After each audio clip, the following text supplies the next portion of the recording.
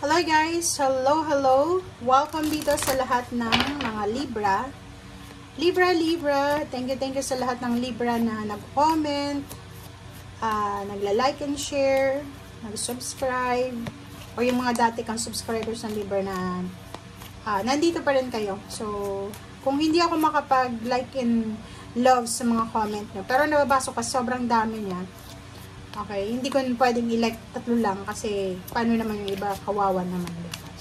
Pero binabasa ko naman siya. Okay, Crescent Moon, Mirror, Libra. Tingnan natin. Unahin natin tong isa, Crescent Moon. Libra, babae ka man or lalaki. May mga nangyayari sa buhay mo or nangyari past, present na situation na medyo disappointing, medyo hindi magandang pakinggan, hindi masyadong nakaka-proud, parang ganun. Pwedeng may kapamilya ka na nag-aaral, na buntis, or pwedeng may anak ka na nagkaroon ng problema sa batas, or pwedeng meron kang kapamilya na naghihirap sa pera, or may sakit, physical. So, dito, or pwedeng nawalan ng trabaho, 'di ba? So, parang merong hindi siya nakaka-proud na pangyayari. But keep moving forward daw. You got this. 'Di ba? So, nandiyan pa rin yung pag-asa. Yung spiritual person guides na andyan sa tabi mo, na para silang isang team na tinutulungan kanila para dito sa kung ano man pinagdadaan mo. So, wag kang mawala ng pag-asa, Libra. And wag mong iisipin na kung ano man to na nakakahiyang nangyayari sa buhay mo, isipin mo na may rason. Everything happens for a reason. And isipin mo na may hidden blessings yan, may hidden message yan kung bakit yan nangyayari sa buhay mo. Basta move on, keep moving forward. Huwag tayong mag-move backward, okay? Move on na tayo. Doon tayo sa positive and welcome the new. Mirror, the beauty you see in me is a reflection of you. So, dito sinasabi, dalawa siyang klase ng tao. Yung yung projection mo yan sa ibang tao or yung projection ng ibang tao sa'yo. So, ibig sabihin, kung anong nakikita nila sa'yo, yun sila. Kung anong nakikita mo sa kanila, yun ikaw. Or parang may nakikita ka sa ibang tao na similar sa kung ano yung meron ka. So, yun. Yun. Okay? Tingnan natin. Libra.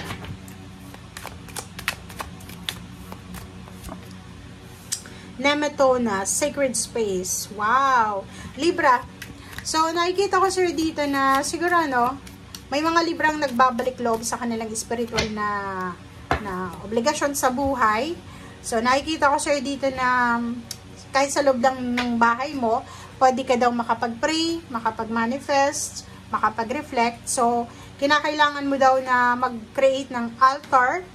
Di ba yung lang, sa bahay lang natin, kung mayroon kang, candle, may crucifix, or may picture ni Mama Mary, Papa Jesus, Holy Family, kung ano yung santa or santo yun. Parang, gawin mo lang siyang altar, may flower, everyday, parang doon ka mag-pray, everyday doon ka mag-reflect or manifest. Okay? Or, siguro masyado ka ng busy, wala ka ng oras para magsimba. So, dito sinasabi, connect with the divine through meditation, through prayer, through reflection sa simbahan or sa loob ng bahay. Free siya. Bold. Wow. So, dito zero the full siya. Sinasabi dyan sa'yo na kung halimbawa man na natatakot ka sa mga mangyayari sa'yo sa mga susunod na araw or kung ano yung mangyayari sa hinaharap, no. Huwag kang matakot. Keep moving forward lang. Forward lang tayo. Huwag na tayong matakot. Ba't tayo matatakot? Diba? Kung isipin mo na nasa paligid mo lang yung mga helpers mo, si God, si Mama Mary, angels, archangels, and spiritual helpers, tutulungan ka nila. Okay? So, kung ano man itong pinagdadaanan mo sa ngayon, keep the faith. Okay? Keep moving forward. Have faith. Keep the faith. And yun lang yung magiging sandata mo. And then, after few months or after few days, mapapansin mo na biglang natapos agad-agad yung problema mo.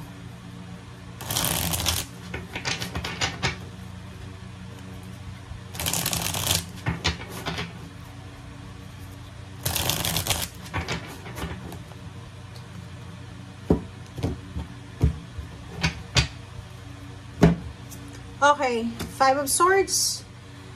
Wow, yun. So, eto yung confirmation. Confirm siya dito na kung may mga bagay-bagay ka sa buhay mo na hindi magandang dalhin, yung mga bagahe natin sa buhay everyday, make sure na kailangan natin yun na ibaba na. Okay? Tao ka lang eh. Physical, kung mabigat na yung mga dinadala mo, baba mo na. Emotional, financial, spiritual, kung ang dami-dami mong hinanakit sa buhay, wala kang mapagsabihan, wala kang parang lahat ng tao sa paligid mo, hindi mo pwedeng mapagsabihan kasi i-judge ka nila. Dito sinasabi sa'yo na give up, ipag-pray mo kay God, bahala na si God magbigay sa'yo ng solusyon. 8 of Torches, wow, 8 of Wands siya. So, nakikita ko sa'yo dito na i-welcome mo yung new moon na to kasi isang good news ang posibleng darating sa'yo, Libra. Ang ganda niya. Etong good news na to, it's either, parang family siya. Hindi lang ikaw part of your family, some of your family member, ay posibleng meron silang aakyating success.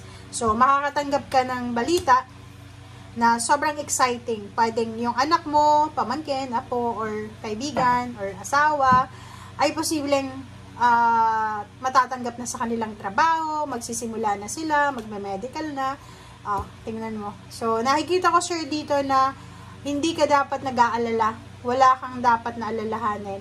Ang nakikita ko lang is, yung halimbawa na nag-aantay ng kontrata na Libra, nag-aantay ka ng kontrata, nag-aantay ka ng justice, like may kaso ka na involved, or parang may anak ka, apo, or kung sino man itong tao na may kaso siya. So, parang yun yung worries mo. Hindi ka makatulog sa gabi kasi iniisip mo na, bakit ang tagal ng parang kung ano mang hinihintay mo. So, dito sinasabi na, everything happens for a reason nga, diba? Diba yung etong kontrata na ito, contract signing, visa, wala kang control dyan. Kaso, resulta sa kaso, wala kang control. Unless, sobrang billionaire, may control talaga. Okay, so, dito sa justice na to, sinasabi na, kung may mga bagay-bagay tayo sa buhay na hindi natin kontrolado, impress, let go, let God, let it flow, be patient, wait. Yun ang sinasabi. And the Empress, sinasabi ng the Empress na everything happens for a reason. Anytime, any day, any date, any month, any week, any year, pwedeng magbago, pwedeng magsimula. So, huwag kang matakot para sa future. Maraming mga tao na naka-experience ng napakahirap na childhood or nung bata pa sila na sobrang asensado nung tumanda. So, huwag kang matakot sa mga binagdaanan mo. Okay? Kasi hindi yan magde-define ng pagkatao mo. Ano mang negative, ano mang hindi magandang nangyari sa past, ay doon na lang yan sa past. Okay? Thank you guys. Bye!